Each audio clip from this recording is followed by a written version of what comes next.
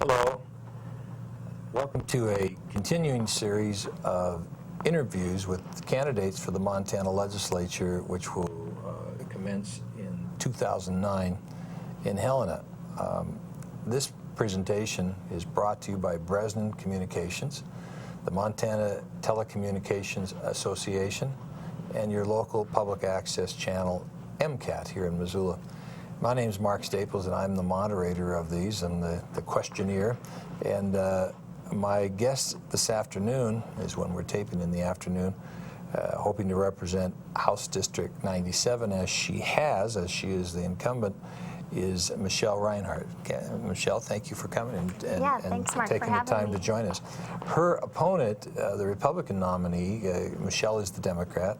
Her Republican opponent, Carol Minjares, was invited and could not join us. So we'll have a little chat. And to start out, I'd like you to take the opportunity to introduce yourself to Missoulians who may not know you, your background, your personal background, your professional background, and just let them get to know you a little bit before we get into the policy questions. Sure. Thanks, Mark, and thank you to the folks of House District 97 who sent me to Helena for my first session in 2007, and that was one heck of a session. But I hit the ground running, and I told you I would work hard for you, and I did. I passed 7 bills this last session, and only one other newly elected member, Bill McChesney, passed more bills. And so I'd like to go back and continue to keep working hard for you. But let me tell you a little bit more about my background. I grew up in Livingston, Montana. My folks and my grandparents were both Bobcats, so I decided to come to Missoula and be a Grizz instead. I went to Carroll College, and I was doing an internship in 2001 at the legislature, and that's how I got sucked into the political process.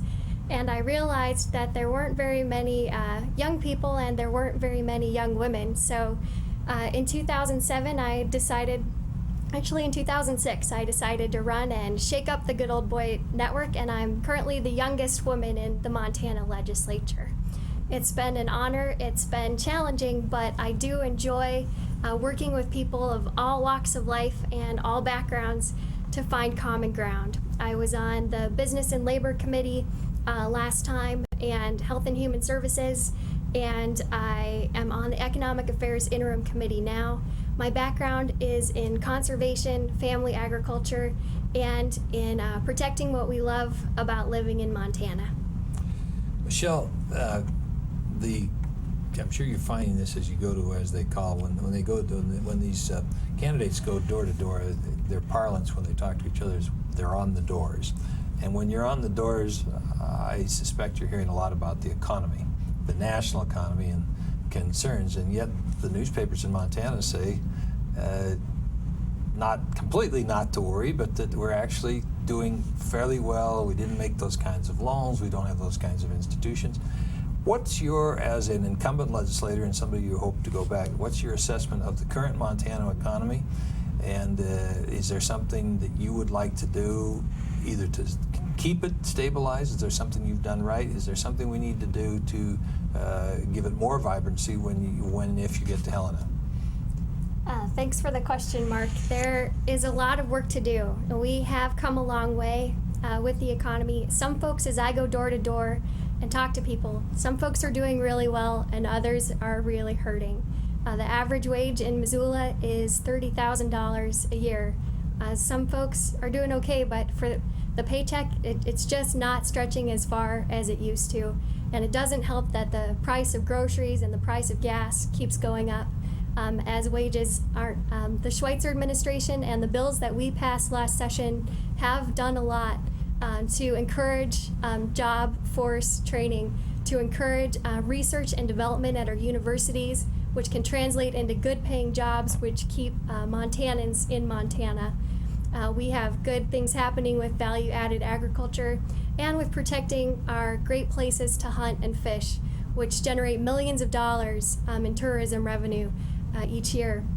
We do have a lot more to do, and we are seeing some impacts from the national economy in terms of hits on folks losing their homes, in terms of it being harder to get money for student loans. People who are about to retire are very concerned about their funds in the stock market, as they should be, and I think it will result in less revenue for state and local services with the coming budget year.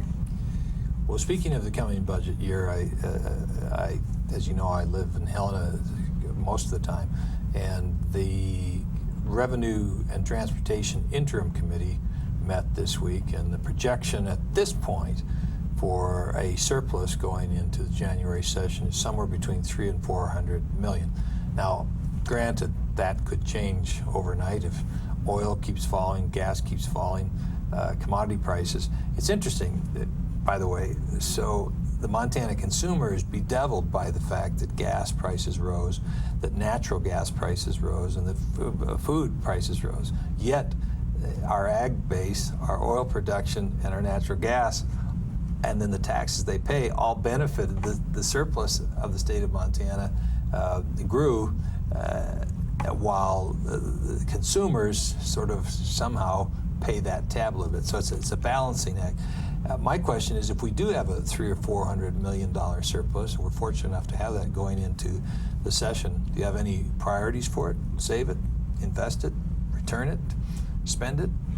If you were in charge, and you will be as a legislator, what are your priorities for that? Well, Mark, should I go back to Helena in 2007 or in 2009? We learned some lessons from the 2007 session, and that included living within our means. We have a constitutional obligation to have a balanced budget. We did send a lot of dollars back to the taxpayer, including $400 for every homeowner. What we need to do is cover basic public services that we all depend on. The biggest chunk of state service dollars goes to pay for education, health and human services, and the Department of Corrections. If we invest in education and if we invest in mental health services in our communities, then we can save money by preventing folks from ending up in the correction system, and then we can cut dollars on corrections. One other area where we must invest is in the green economy and in green collar jobs if we want to compete globally. We have great sun and great wind in Montana. I grew up in Livingston. I know we have good wind, and we need to be leaders. We can train our high school students and our college students to install solar panels and to weatherize our homes, our institutions, and our businesses. That will save all of us money on our power bills, and right now we are paying 20% higher rates than the rest of the region, and that's wrong. So let's invest in our green economy, and let's invest in getting off of oil. And most people want to do that and do it now. The other areas are if we invest in research and development at our universities, that will translate into good paying jobs for Montanans. With investments come expenses, and you don't invest without money to invest. One of the investments that is being called for very dramatically, and actually in court, is more of an investment, more funding for our public schools. We both know that the governor feels, and the Democratic Party under his leadership has said, they've done what they thought they could afford to do in the last sessions. They're trying to catch up for previous years, they say, but they have to operate within the budget as it is, and they argue that while it isn't everything they'd wanted to do, it's sufficient, and they'll improve it as they can. The plaintiffs in the lawsuit in Helena say, it is not enough, it's not nearly enough, and we need to fund it more. And the figure that's thrown out there, and I think this would be the top end, was that it might be as much, what really would be required is as much as $600 million more per year in funding. Now, as you correctly stated, it's already a major part of the budget. If, in fact, the court orders that we spend more, or it's just a consensus of Montanans and particularly the legislators that we spend more on schools, I just ask the same question of everyone. Simply this: where do we get the money? And that's not a challenge. That seems to be the question both at the national and the state level now. If we have programs that need to be funded, where do we get the money? Sure. Mark, it's a tough question. But first, I'd like to say that public education is very important. And I know there are some folks out there who do not believe in public education or in public services in general. Public education is the great equalizer for people to be able to get the resources they need in order to pursue the American dream and the freedoms that we have, in order to be their best and develop their skills and talents and be contributing members to our society. Yes, we do have some funding challenges. We increased school funding by 27 to 32% last session, but we do have more to do. It used to be back in the day, back even in the 80s, the state's share of education funding was about 70%. In the 1988 Office of Public Instruction debate, Nancy Keenan and her Republican opponent were arguing about whether or not the state's share of education should be 80% or 85%. Today, the state's contribution is between 40 and 60%, depending on the school district. Right now, about $500 million comes from the state, and $800 million for public schools for K through 12 comes from property taxpayers.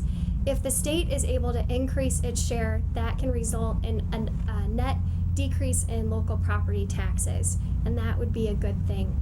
In terms of the question, where should the dollars from education come from? Again, if we can invest in mental health services and in treatment programs that work, we can cut money from corrections and invest that in schools. If we're able to make savings and to generate revenue from research and development dollars, or from the coal tax trust fund interest, from the school trust, from these different sources of revenue, from dollars we've saved that didn't go to forest fires this last fire season, we can invest that money in schools. The fact is we have a declining number of students, and so we're going to have to not rely so heavily on tying funding to student enrollment, and we need to look at other ways to adjust the funding formula. One way to do it is to fund schools instead of districts. And that could allow for the consolidation of districts and administration and get more money back into the classroom. Well, thank you. Taxes are always a question. I know the current governor, Brian Schweitzer, and also the Democratic nominee for governor, says he won't support any new taxes, and the Republican gubernatorial candidate, Roy Brown, says he won't support any new taxes. So assuming that they have the veto power, it sounds like we're not going to get any new taxes. In the meantime, however, the cities, the state, including your mayor, John Engen, maintain that they're not getting all the benefits of the state's recent surpluses, and that the city's obligations for law enforcement, for services, for all kinds of obligations have increased, and yet their funding sources are very limited and capped. And what they've asked for and what they're bringing to the legislature is a proposal to put before the voters in Missoula and other communities local option sales taxes. Normally, by the time most things get exempted, groceries and medicines, it really focuses on what are called luxury items. Some people certainly don't agree, but meals, prepared meals in restaurants, alcohol by the drink, lodging, and any recreational, for say, river rafting, fishing, you name it. And right now, resorts, communities that have a resort designation, Whitefish, West Yellowstone, that are heavily dependent on tourists and have a large traffic of tourists, have that authority to take to their voters, and some of the voters have passed and some have turned it down. Now the proposal is to let every community in Montana take to their voters whether they want to have a local sales tax. And what are your thoughts on that? You'll be asked to vote on it if you're elected. In general, I'm not a huge fan of a sales tax because it can be regressive, meaning that those who have the least amount of income would pay a biggest percentage of their income in a sales tax. However, if it is targeted and it exempts basic necessities, including groceries and medicine, then it could be a way to get increased revenue from all of the tourists passing through our state. And the communities that have this local options tax, including Whitefish and Big Sky, have been able to do a lot for their local services, including paving of roads and installing sidewalks and having law enforcement. Our revenues aren't keeping up with the needs for public service, and it's very expensive, as we know, to pay for these services through our property tax dollars. Again, the devil is in the details, and we need to make sure that this is a decision that we enable local voters to decide if that's what they want to do, and whether or not it would be a net reduction in their taxes overall. If we can show that that is the case, then it's something that I would support. But again, I want more information and more research to make a very thoughtful and informed decision on this issue. I do think we need to live within our means, run government well, and deliver efficient public services that we all rely on. You know, we've talked about some overarching economic issues, and I've chosen those just as something that you can discuss whatever's on your mind underneath. But I know closer to your heart are probably some very specific issues we haven't talked about, and something that you might have in your briefcase to take to Helena if you're elected, and things you want to concentrate on, particularly now that you've been there one session and know your way around a little bit. Do you have such issues? And I'll ask you to weave them into a close to the voters of your district, and tell us what you would hope to take to Helena in the 2009 session, accomplish specifically, and then make a close to the voters. And I thank you for coming, by the way. Yeah, thank you for having me, Mark. We have a lot of work to do, and we have big challenges ahead. The areas that I would really like to work on include healthcare, the economy, and conservation. My mom is a licensed clinical social worker in mental health. She still is to this day. I think if we can get folks the help they need in their communities, they're likely to do very well, and we can keep them out of the correction system. So we need to really help in that area with health and human services, and it saves all of us money in the long run. In terms of healthcare, medical expenses are the #1 reason why people go bankrupt. I remember going door to door and talking to a woman whose husband died of cancer, and his medical bills bankrupt them and they lost their home. There are too many stories out there like that. We can do things to help businesses and individuals with healthcare expenses. The Children's Health Insurance Initiative is a good step in the right direction to cover kids. Insure Montana helps small businesses with the rising cost of healthcare with subsidizing premiums and with tax credits. So we can look at these areas and how we can get consumers good information to make good decisions on healthcare. Ultimately, this will be a federal issue that we all need to work together to push our federal government and the insurance companies to do the right thing.